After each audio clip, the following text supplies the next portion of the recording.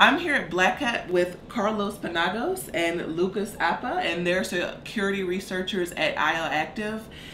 They're presenting this week on how industrial control facilities can be compromised remotely, up to 40 miles away.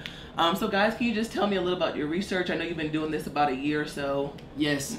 Since wireless technologies has been implemented on wireless plants and oil fields, we recently discovered that some wireless devices that are deployed on the facilities are vulnerable to different attacks that will exploit the cryptographic vulnerabilities on them, and will allow someone that is within the range of 40 miles to communicate with these wireless devices. These devices are wireless sensors, and he can modify the readings that these sensors transmit.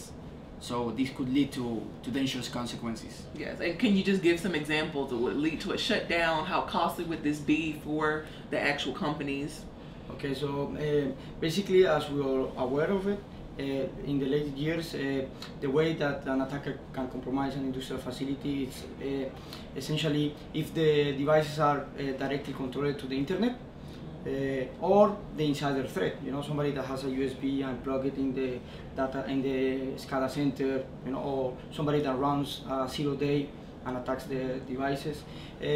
But with our research, we found that you could attack and compromise an industrial facility using the radio frequencies, and you can modify the sensors. For example, if a temperature sensor, the data that this sensor is sending is being used for an industrial process, if you modify that data, something could happen something could take place, like for example activating a fail-safe, activating alarms, or shutting down a process. So basically this is what we can do with our research.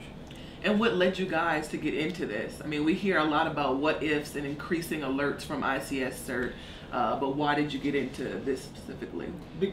Because both of us we have worked on oil fields, you know, so we know the dangers that all those people face while they're working.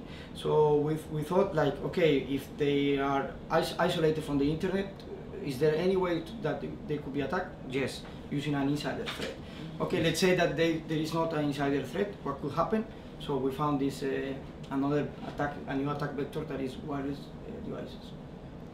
Yes, the vulnerabilities that we are going to show are always from a perspective of an attacker who has no knowledge on the schemes that they are using.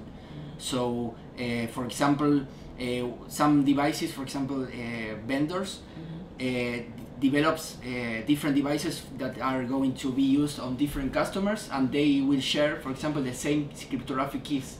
So this allows, for example, that attacks could be deployed from one company to another. So that's one of the problems, but we identified like 6 or 7 different common problems on industrial facilities.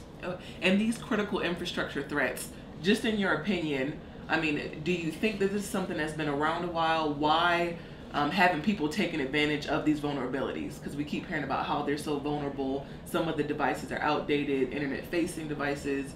Is it only a matter of time? Do you think they're working on it now? Yeah, we have no evidence that this was being used in the wild, but we are aware that many standards have been evolving, wireless standards that are used by these companies, by these industrial providers, because they develop devices. These are the companies that are responsible for this security, because the end users, which are the industrial companies, will use these devices and will use the documentation that these manufacturers provide them. So always knowing which are the security features of these devices is a possibility in some ways.